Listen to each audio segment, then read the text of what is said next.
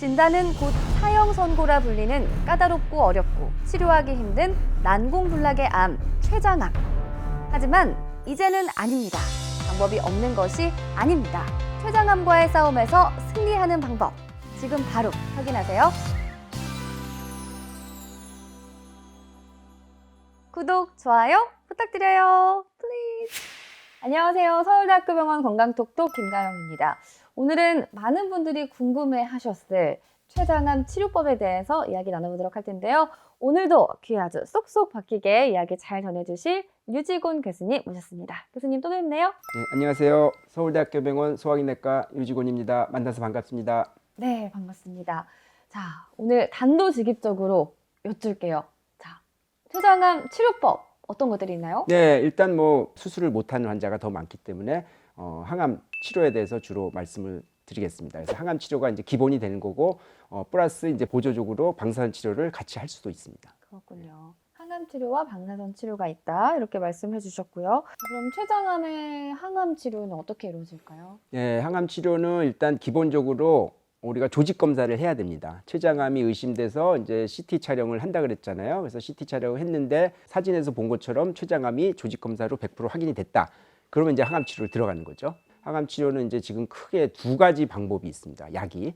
그래서 5FU라는 옛날 쓰던 약인데 이거에 플러스 두 가지 약을 합쳐서 3제 병합요법을 하는 폴피리녹스라는 항암 치료가 있고요. 한 달에 두 번씩 입원해서 2박 3일간 맞고 퇴원하는 그런 식으로 하는 항암 치료가 3제 요법이 되겠고요. 그다음에 두 번째 레지멘은 젬사이타빈이라는 약이 있는데 그거하고 최근에 나온 나파클리탁셀 두 개를 병합하는 2제 요법. 주사 맞는데 걸리는 시간이 한 30분밖에 안 걸려서 외래 베이스로 일주일에 한 번씩 맞는 치료가 있습니다. 사실은 무엇을 선택하든지 간에 1차 항암 치료가 언제까지나 계속 잘 듣지는 않아요. 아시는 것처럼 항암 치료는 내성이 생기잖아요. 처음에 3제요법을 선택했던 사람들은 내성이 생기면 2제요법 쓰는 항암 치료로 넘어가고 처음에 2제요법을 썼던 사람들이 내성이 생기면 3제요법 입원하는 대로 넘어가기 때문에 어떤 치료를 먼저 하나 결국은 두 가지 항암제를 다 쓰는 거기 때문에 환자가 원하는 거나 개인적인 사정이나 이런 걸 고려해서 선택을 하고 있습니다. 네, 자세한 설명 감사드립니다. 암 하면 가슴이 덜컹하고 내려앉는 무서운 게 바로 재발의 위험성 때문도 있잖아요. 췌장암 같은 경우에는 재발을 할 확률이 어느 정도 될까요? 네, 그게 이제 문제죠. 우리 외과에서 열심히 수술을 해도 5년 생존율이 30%밖에 안 돼요. 위암이나 뭐 다른 암들은 일기에 발견하면 거의 5년 생존율이 95%, 100%에 육박할 정도로 굉장히 성적이 좋아요. 그래서 일기에 수술하면 그 항암 치료도 안 하죠. 수술하고 나서. 근데 췌장암은 일기에 발견해서 수술하더라도 5년 생존율이 50% 될까 말까밖에 안 해요. 그 정도로 재발을 잘하기 때문에 일기로 수술을 했음에도 불구하고 그래도 나름대로 초기에 발견이 된 건데도 불구하고 재발을 하기 때문에 수술 후에 항암 치료를 합니다.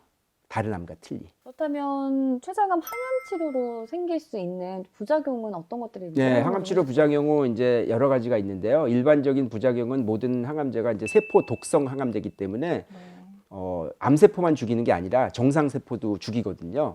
그래서 이제 부작용이 있는 건데 항암제마다 다르긴 한데 이제 췌장암에 쓰는 항암제는 이제 장기간으로 사용하면 신장에 이제 독성이 나타날 수 있고요. 그다음에 이제 신경 부작용이 나타날 수가 있는데 이제 신경 부작용은 손끝이 발끝 이런 데가 찌릿찌릿하고 뭐 조금만 이렇게 만져도 아프고 이제 그런 부작용이 처음 이제 나타날 수 있고 그다음에 조금 더 오래 쓰게 되면 운동신경에도 부작용이 생겨서 걷는데도 불편하고 뭐 젓가락질이나 숟가락질 하는데도 불편하고 그런 이제 신경 독성이 나타날 수가 있습니다. 알겠습니다.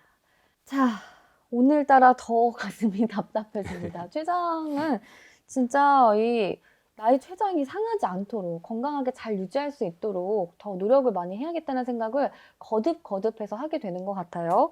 자, 그럼 이쯤에서 또 빠질 수 없는 코너 속의 코너 톡톡 Q&A 진행하도록 할게요. 톡톡 Q&A.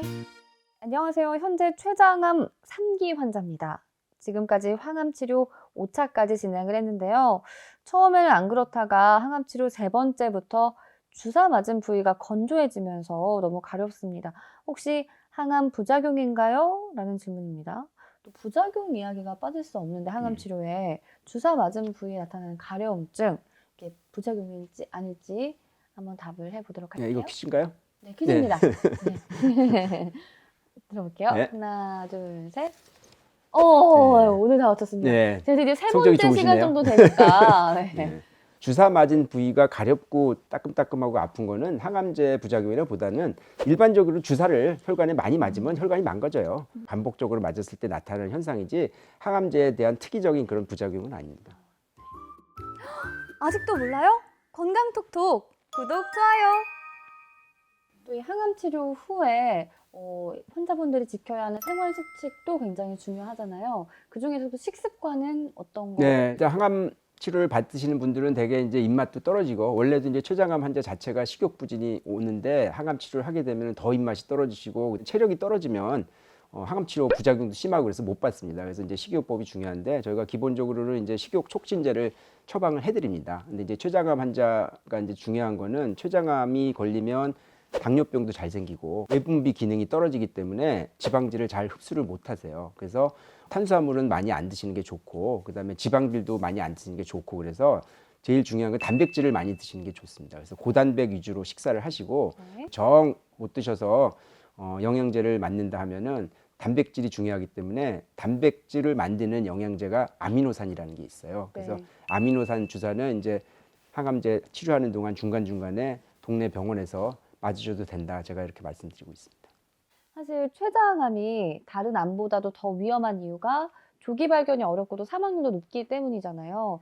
그런데 조금씩 치료의 길이 열리고 있다고요? 네, 그 과거에 비해서 최근에 이제 한 5년 사이에 항암제가 많이 좋아지고 반응률이 좋아져서 수술을 못 하시는 분이 항암 치료를 함으로써 수술로 넘어가는 환자도 많고 그다음에 과거에 비해서 사기 환자도 지금 과거에는 뭐 6개월을 넘기시기가 힘들었는데 지금은 평균적으로 사시는 게 12개월, 14개월, 1년 이상 사시는 걸로 많이 향상이 됐습니다. 그리고 두 가지 항암제 치료가 있다고 아까 말씀드렸는데 사실은 의사로서 고민은 둘 중에서 어떤 사람이 삼지요법이 잘 듣고 어떤 사람이 이지요법이 잘 들까 그걸 알고 있으면 굉장히 선택하기가 좋겠잖아요. 그래서 이제 저희가 그거를 알기 위해서 이제 몇 년 동안 저희가 100여 명 환자들의 조직검사, 암 환자 조직검사 샘플을 모아서 이제 유전자 분석을 했어요. 한 가지 유전자가 변이가 있을 때 이 삼재 항암제법이 잘 듣는다 하는 거를 이제 저희가 세계 최초로 이제 발견을 해서 논문에 발표했는데 ERCC6라는 유전자를 찾았는데 유전자 특정 변이를 있는 사람들과 없는 사람들이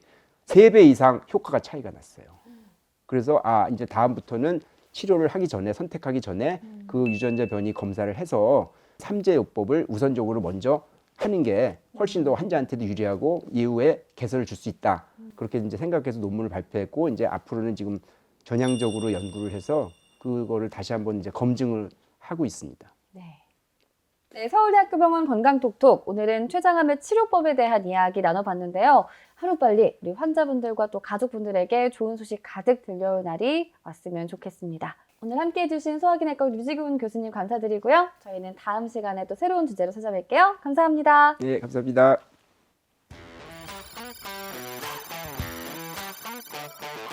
오늘의 건강 브리핑입니다.